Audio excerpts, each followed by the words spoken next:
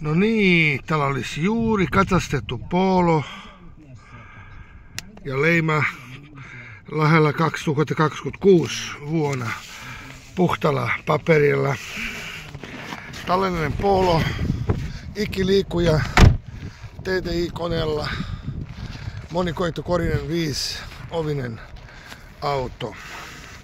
Siisti ikäiseksi, toki täällä on muutama ruste alkua, mutta tämä hintaluokan hyvä kokonaisuus vielä. Ja vielä jakoremi juuri uusittu, missä on puitti merkkiliikessä.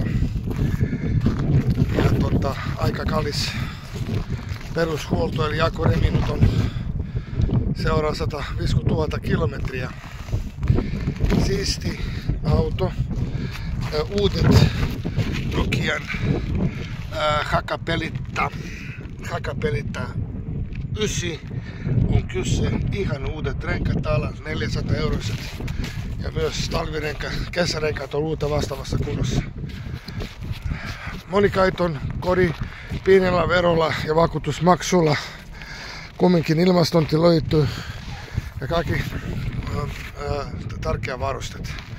Tällainen auto on sama moottori kuin 1.9, mutta 1 pyttö vähemmän, eli 3-pyttyinen, pieni kulutuinen, jopa alle 4 litraa matkaa, jossa tulilassi ehjä, autolamin löytyi 2 avainta ja ne mitä kuin menoksi. Todella hyvä hinta-laatusuhde. Nyt tervetuloa ostamaan suosittu Polo 2 uudella renkailla ja juuri katsastettu edullisesti. Ei mitään kuin tervetuloa kauppaan.